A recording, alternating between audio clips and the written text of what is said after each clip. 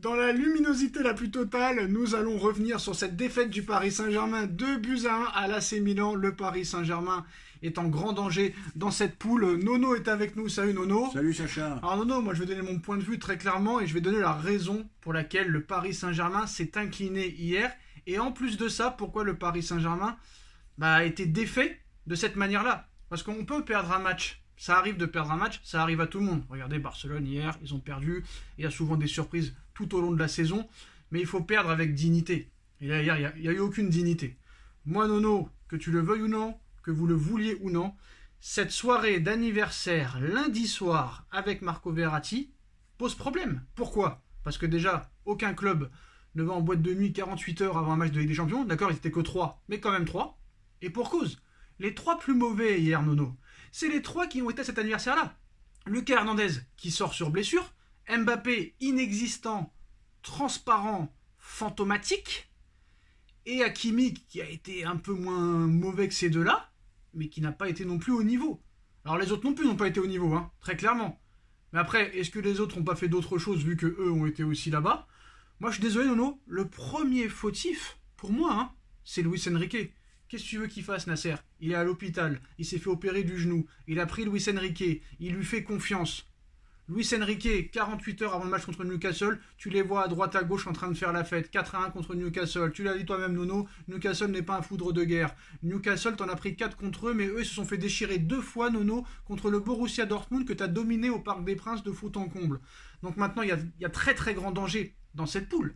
Parce que moi, Nono, honnêtement, déjà contre Reims, très inquiet. Parce que Reims, ils sont 4e de Ligue 1 avec un entraîneur assez exceptionnel qui sort de nulle part et qui fait ses preuves depuis 1 an, qui nous avait fait très mal au Parc des Princes l'année dernière. Ça va être un gros test contre Reims aussi. Oui, vous pouvez vous moquer, mais c'est la vérité. Et je suis désolé, Nono, aller jouer sa qualification lors de la dernière journée à Dortmund, le mur jaune, pas évident, vu l'intensité qu'ils mettent.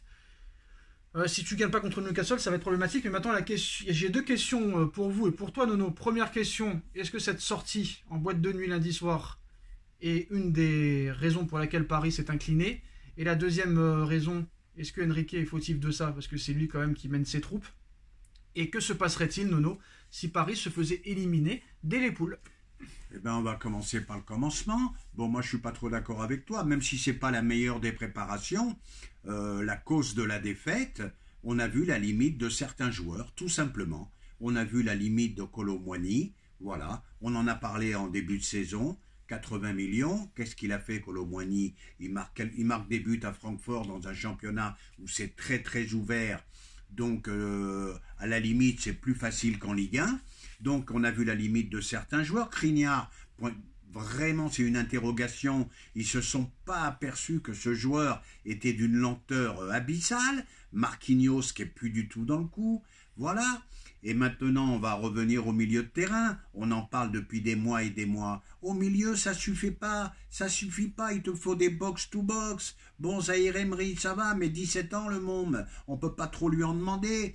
Ougarté, ben écoute, Ougarté, moi qui l'ai beaucoup défendu, eh ben on voit que dès que le niveau monte, il s'est fait manger par son vis-à-vis hier. Donc c'est quand même grave. Donc quand le niveau monte, ça va pas du tout. Et après, il fallait ouvrir les yeux. On voit qu'à Brest, tu gagnes à l'arraché 3-2, donc il ne faut pas s'étonner qu'à Milan, tu prends une rouste. Voilà. Alors à Dortmund, ça va être l'enfer. Tu vas avoir le mur jaune là-bas. Eh ben, je suis très très inquiet pour la suite. Très très inquiet. Mais pour toi, cette soirée de lundi soir est normale? Ben, cette soirée, elle n'est pas normale, comme je viens de te le dire, c'est pas la meilleure des préparations. Mais moi, je trouve encore plus important, j'ai vu la limite de certains joueurs. C'est normal que Enrique autorise ses joueurs à sortir 48 heures avant un match de Ligue des Champions? C'est normal? Non, mais ça... Non, mais est-ce que c'est normal? Mais non, c'est pas normal, on le voit qu'au PSG. Donc Enrique est fautif alors? Ben, Enrique est fautif, s'il a laissé faire. Bon, ben la preuve, hein, tu as vu Mbappé inexistant, voilà... Et tous les autres aussi. Est-ce qu'il y a cause à effet? On n'en sait rien. Mais moi, je soulignerai surtout, c'est... On a vu hier soir la limite de certains joueurs. Et puis moi, c'est un truc que j'arrive pas à comprendre. Est-ce qu'on s'entraîne moins bien au PSG que dans les autres clubs? Dès qu'il y a de l'intensité, il n'y a plus personne. Ça, je comprends pas. Je comprends pas. Tu as l'attaque de l'équipe de France, tu as soi-disant le meilleur joueur au monde. Voilà. Tu as un milieu de terrain, il paraît que ça va être le phénomène des phénomènes. Et on perd tout le temps. Et derrière, tu n'as que des internationaux, Hakimi, Hernandez, Marquinhos. Non, et avec... Warren, c'est quand même le gars qui a eu la meilleure note des Parisiens hier. Oui, Warren, bah ça y est, il y a la hype pour Warren. Il a été moyen hier comme les autres. Je suis désolé. D'accord. Je suis désolé. Il perd un ballon très important sur l'occasion. Non. Il a été comme les autres. Bon, c'est peut-être un futur grand joueur, mais il faut arrêter, il faut se calmer. On va pas recommencer comme avec Mbappé. C'est le meilleur joueur au monde. Non, stop. Ça va pas. Non, nous sommes le 6 décembre 2023. Paris se fait éliminer de la Ligue des Champions après avoir fait match nul ou défaite contre le Borussia Dortmund. Qu'est-ce qui se passe dans la demi-heure d'après? Qu'est-ce qui se passe Après 335 millions de recrutement. Qu'est-ce qui se passe? C'est un incident industriel.